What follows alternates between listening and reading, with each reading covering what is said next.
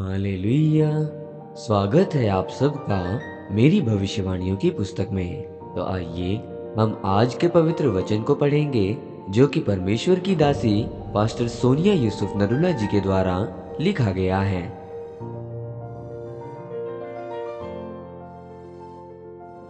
आप पवित्र आत्मा का मंदिर हैं, जैसा कि पहला कुरिन्थियों अध्याय 6 उसकी 19 आयत में लिखा है। क्या तुम नहीं जानते कि तुम्हारी देह पवित्र आत्मा का मंदिर है जो तुम में बसा हुआ है और तुम्हें परमेश्वर की ओर से मिला है और तुम अपने नहीं हो।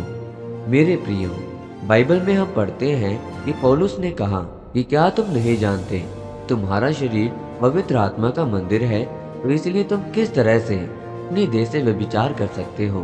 तुम अपनी देह में या तो परमेश्वर का आत्मा रखोगे, और अगर आप में परमेश्वर का आत्मा नहीं है तो शैतान आएगा। शैतान यानी कि दुष्ट आत्मा, बीमारियां, श्राप और बंधन होंगे। इसीलिए अगर आप आत्मिक रीति से बढ़ना चाहते हैं तो सबसे पहले अपनी देह में व्यभिचार नहीं बल्कि परमेश्वर की आत्मा को अपने अंदर समाओ, क्योंकि पौलुस कहता है कि यदि आत्मिक रीति से उन्नति होगी तो ही तुम सब बातों में उन्नति करोगे। जब प्रभु यीशु मसीह मारे गए, गाड़े गए और तीसरे दिन मुर्दों में से जी उठे, तो उन्होंने चेलों के साथ कुछ समय बिताया था। जब वो वापस स्वर्ग जा रहे थे तो परमेश्वर ने कहा था कि मैं तुम्हारे लिए पवित्र आत्मा को उंडेलूंगा, और जब तुम पवित्र आत्मा पाओगे तब तुम सामर्थ्य भी पाओगे। यरूशलेम, यहूदिया और पृथ्वी की छोर तक मेरे गवाह ठहरोगे।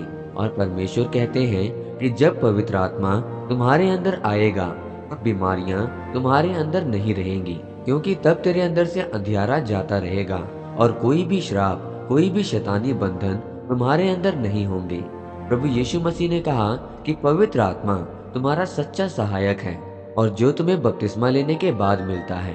मेरे प्रियो, आज आत्मिक रीति से उन्नति करने के लिए कोई भी गंभीर नहीं होता। आज आपको चंगियाई तो चाहिए, वित्त में बढ़ोतरी तो चाहिए, पारिवारिक रीति से आपको आशीष तो चाहिए। आप चाहते हैं कि आपके घरों में शांति हो।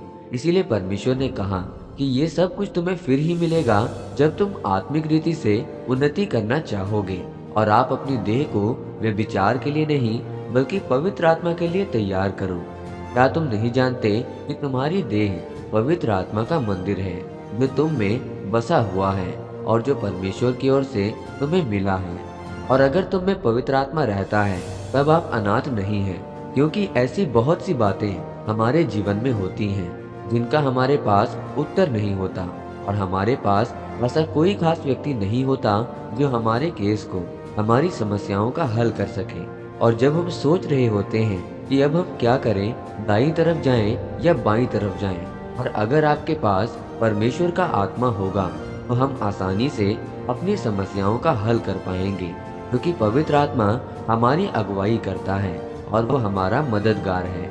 इसीलिए मेरे प्रियो, हर एक तरह के पाप से, व्यभिचार से दूर रहें और पवित्र आत्मा से भरते जाएं। प्रार्थना में और रोजों में अपना समय बिताएं और बाइबल के वचनों को रोज मनन करें, तब परमेश्वर आपको आशीषित करेगा। आमीन। आइए इस प्रार्थना को आप मेरे साथ एक मन होकर करें। सर्वशक्तिमान परमेश्वर, इस वचन के लिए मैं आपका धन्यवाद करता हूँ। परमेश्वर, मैं ये प्रार्थना करता हूँ कि आप मुझे अपने पवित्र आत्मा से भरें। मैं हर एक पाप से दूर रहकर आपके कामों को करने के लिए बढ़ता जाऊं, प्रभु यीशु मसीह के नाम में। आमीन।